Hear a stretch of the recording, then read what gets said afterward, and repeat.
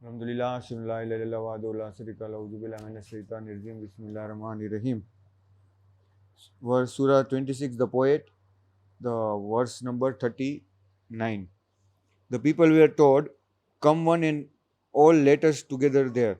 यानी ये जो हमने अगली बार देखा था कि मूसा नबी को अल्लाह भेजते हैं फिरौन के पास में, फिर जब वो अपनी निशानियां दिखाता है तब फिरौन बोलता है कि सब लोगों को तुम मैजिशियन हो, ये कोई मिरेकल नहीं है.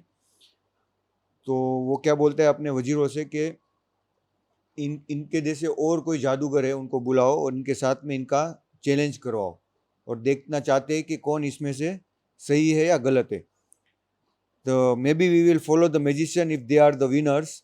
When the magician came they said to the Pharaoh, do we get paid if we are the winners. यानी कि वो जो मैजिशियन आए थे अलग अलग जगह से और उस टाइम में सब लोग इकट्ठा किए गए थे. तो ये बात देखो कि अल्लाह ने उस टाइम में मूसा नबी के जो मिरेकल है वो सबको दिखाया. यानी एक पूरा इवेंट ऑर्गेनाइज किया था उसने, फिरौन ने. तो उसमें क्या हुआ कि कितने लोगों को वो निशानियां दिखी और कितने लोग उसमें से ईमान वाले जो चाहते थे वो आ गए और अल्लाह ने अपनी निशानियां सबको दिखा दी. इसी तरह आज जो कुरान में मैथमेटिकल मिरेकल है वो हर एक कंप्यूटर में हर एक जगह पे इंटरनेट पे अवेलेबल है. जो जो कोई भी देखना चाहे वो उसे विटनेस कर सकता है. इसी तरह से वो चीज़ भी उसी टाइम में अल्लाह ने सबको विटनेस करवाया.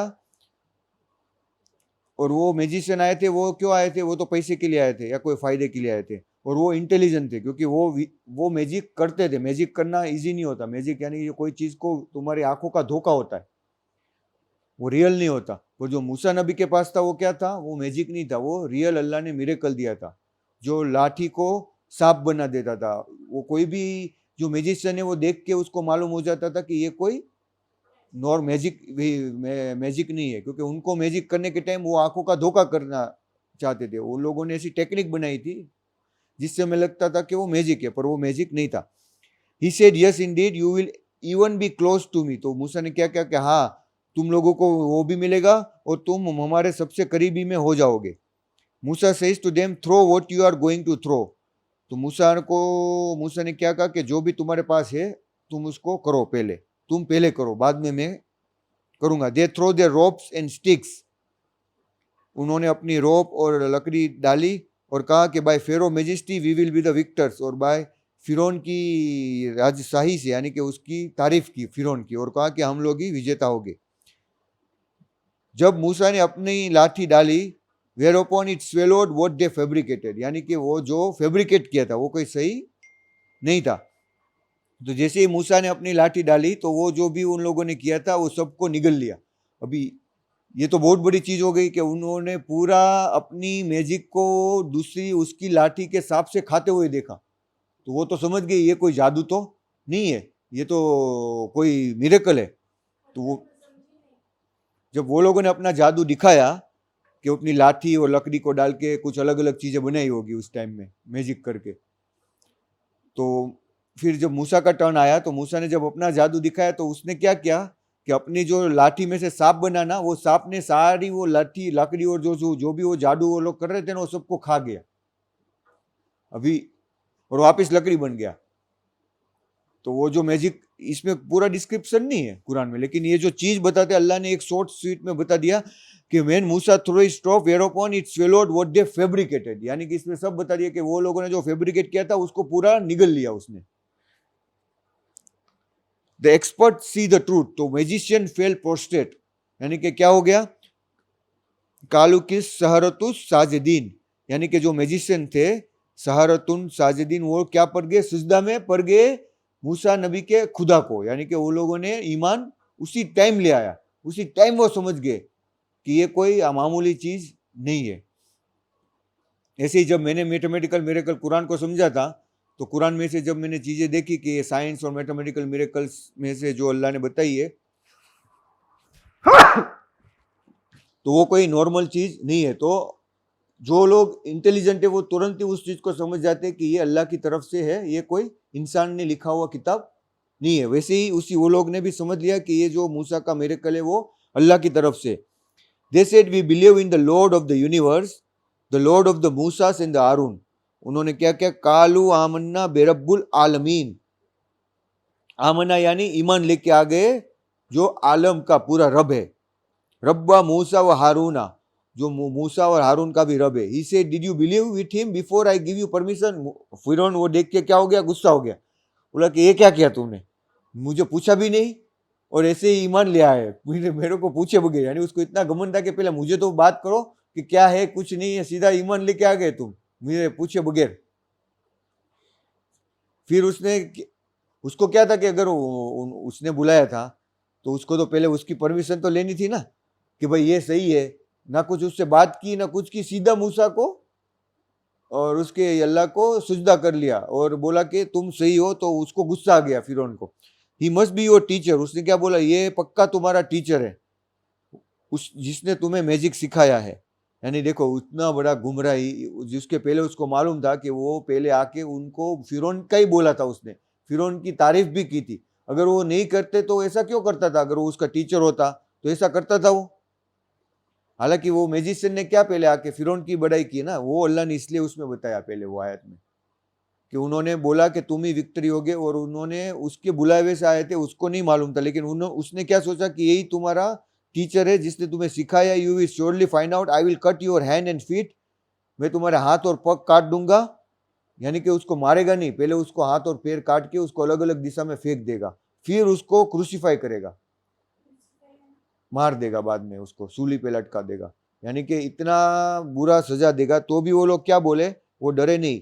जैसे they will not change our decision, कि ये हमारा उसकी वजह से कोई डिसीजन चेंज नहीं होगा, हम हमारे अल्लाह के पास ही वापस जाने वाले। उसका ईमान इतना मजबूत हो गया, उसको कोई डर नहीं लगा, कोई खौफ नहीं हुआ।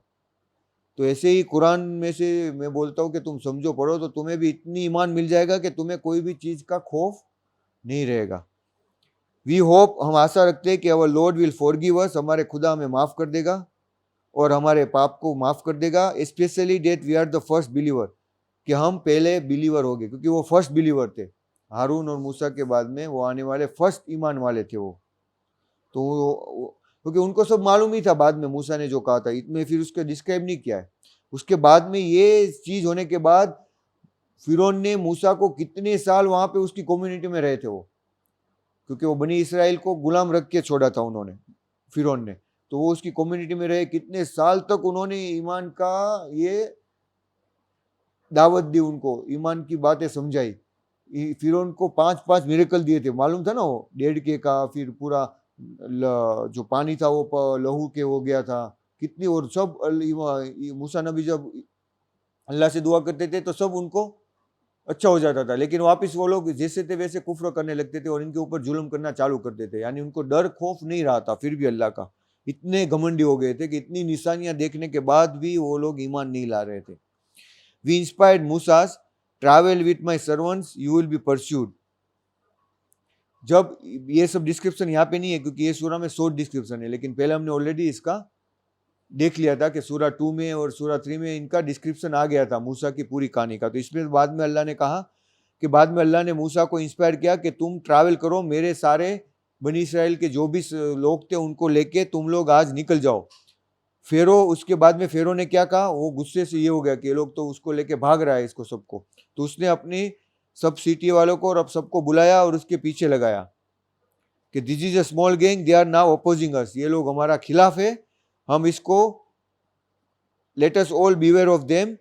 Consequently, we deprived them of garden and springs and treasuries and honorable position. Then we made it inheritance for the children of Israel. They pursued them towards the east. We both parties saw each other. Musa's people said, we will be caught. यानी कि जब उन्होंने मूसा के लोग उसके साथ में जो भाग के निकले थे, जब वो दरिया के किनारे के पास आकर पहुंचे, तब उन्होंने देखा कि अब तो कोई जगह नहीं है और वहां पे पूरी उसकी सेना फिरौन की आ रही है। तब उन टाइम में उन लोगों की टेस्ट थी। तब उस टाइम में कहीं अल्लाह ने ये नहीं कहा था कि मूसा तुम लाठी डालो और समुद्र के 2 टुकड़े हो जाएंगे। उस टाइम में तो मूसा नबी को भी नहीं मालूम था कि अब क्या होगा, क्योंकि समुद्र के पास सब कहाँ भाग सकते थे, ना उसके पास बोट थी ना कुछ था।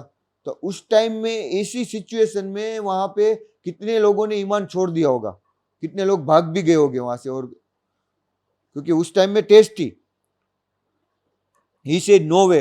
लेकिन मूसा ने क्या कहा, लेकिन उन लोगों का ईमान कैसा हो गया था जो उसके साथ में थे, उन्होंने क्या कहा कि हम लोग पकड़े जाएंगे। उनको अल्लाह के ऊपर यकीन कमजोर हो गया, क्योंकि ये जब देखा कि अभी तुम देखो कि यही चीज ईमान का दर्जा होता है कि जो ईमान वाला और जो पक्का जिसका ईमान है ना, वो भरोसा करता है कि अल्लाह सब अच्छा कर देगा, कितनी भी तकलीफ हो जाए वो क्या बोलेगा हमेशा कि अल्लाह अच्छा कर देगा।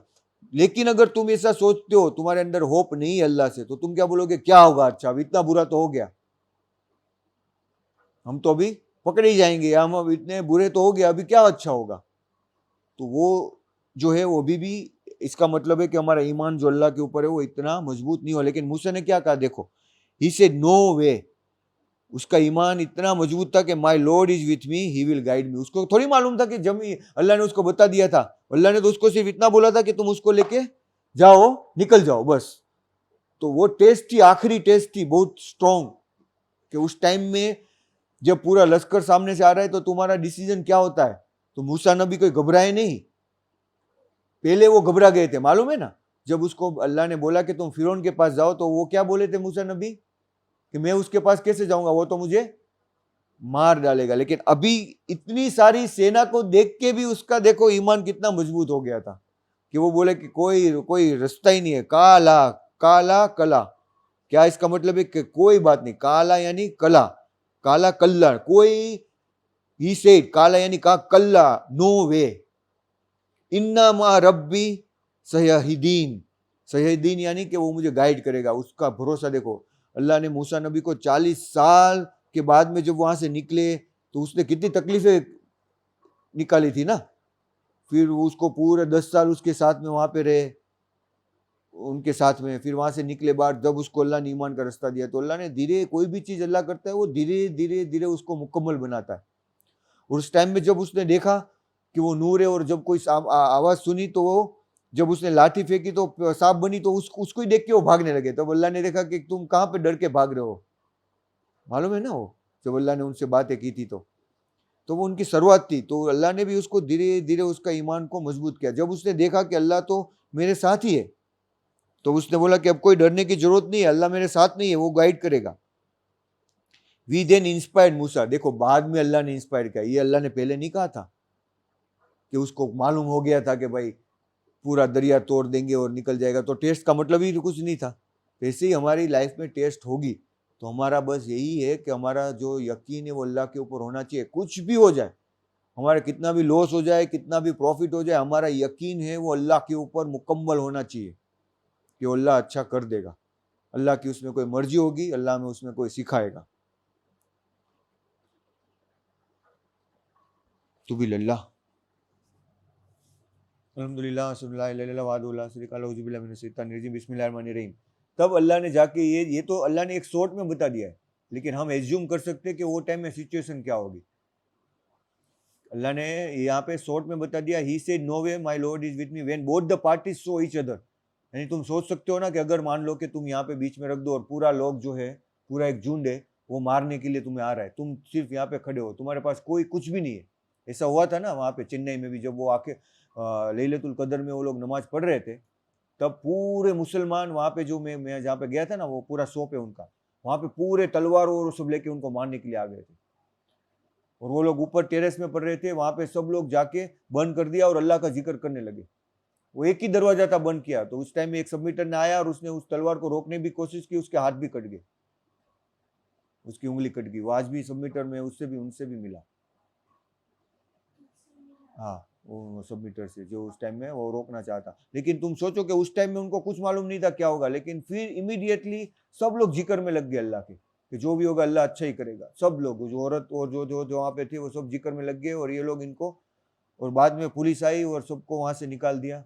बहुत बहुत साल पहले की बात है। लेकिन ऐसी सिचुएशन में हमारा ईमान जो है वो अल्लाह आजमाता है। हमारी उस टाइम में अगर हमने अल्लाह के ऊपर भरोसा कर लिया तो खलास, फिर अल्लाह की जो रहमत बरसेगी वो बहुत ही जबरदस्त होगी। और कोई भी लाइफ में कुछ भी हो जाए, हमें अपना एंगर नहीं करना है, हमें अपने आप के ऊपर कंट्रोल करना है, अल्लाह के ऊपर भरोसा करना है, और अल्लाह को हमें अपने पास में ही महसूस करना है कि वो हमें अभी भी देख रहा है, वो हमारे पास में ही है। अल्लाह ने कहा ना कि जब तुम तीन होते तो मैं चौथा होता हूँ। तो अल्लाह अभी भी हमें देख रहा है, वही हमें हर चीज हर सेकंड में महसूस करना है कि वो हमें देख रहा है और हम उसे देख रहे हैं। जब तुम्हें ये फीलिंग में, तुम ये थिंकिंग में आ जाओगे, तब तुम्हें कोई तकलीफ नहीं होगी, क्योंकि तुम अल्लाह के पास भी तुम महसूस कर रहे हो, तुम्हें किस चीज का डर होगा, समझ रहे हो। जब तुम ये फीलिंग में आ जाओगे कि अल्लाह मेरे पास में ही है, वो मुझे देख रहा है, तो तुम कोई गुनाह भी नहीं करने वाले। कोई चीज तुम बेकाबू भी ऐसी चीज भी नहीं करोगे, तुम यही चीज बार बार सोच रहे हो कि वो मेरे पास में, वो मुझे देख रहा है मैं जो कर रहा हूँ।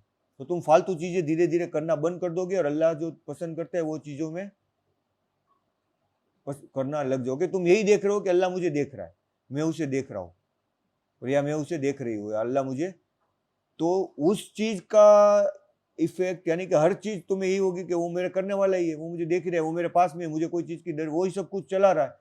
तुम बिना सोचे समझे, तुम्हारा बॉडी का पूरा कंट्रोल तो कौन कर रहा है? माइंड को अल्लाह ने इसी तरह से डेवलप किया कि वो पूरा बॉडी को हमारे बिना, हम थोड़ी कंट्रोल करते हैं हार्ट को या ब्लड को, या इतना ब्लड जाना चाहिए कई जगह पे, इतना ब्लड पहुंचना चाहिए, खाने बस खा लेते हैं, बाद में तो पूरा डिस्ट्रीब्यूशन कौन करता है? अंदर पूरे हमारी जो इम्यून सिस्टम है तुम्हें पूछने बैठती है कि भाई अभी ये वायरस का अटैक हुआ है, या तुम ये खा रहे हो ऑयल वाला, मत खाओ। वो अपने आप से फाइट करती रहती है ना। कोई वायरस आ गया तो बोला ये तुम वहां पे मत जाओ, वायरस आ जाएगा। ये अभी वायरस आ गया, मैं क्या करूं, फाइट करूं कि नहीं करूं? ऐसा माइंड को बोलता है तो तुम्हारा माइंड पागल हो जाएगा, तुम सोच ही नहीं पाओगे। अगर बार बार में ये सिग्नल जाया जाए माइंड को, तो माइंड तुम्हें अलर्ट करता है, अभी भाई इम्यून सिस्टम में फाइट चल रही है, तो तुम अभी आराम करो। ऑटोमेटिकली वो तुम्हें ताव दे जाते हो, तुम आराम कर लेते हो।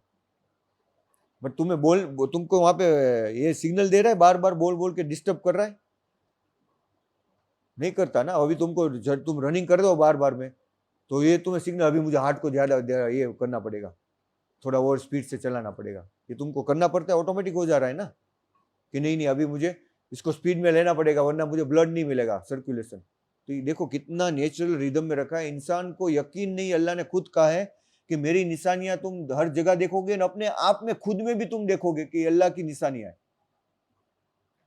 जब बिना कंट्रोल किए अल्लाह तुम्हें कर रहा है, तो हमको सिर्फ अल्लाह ने सोचने की आजादी दी है, तो वो आजादी हमने खुद ने पसंद की है।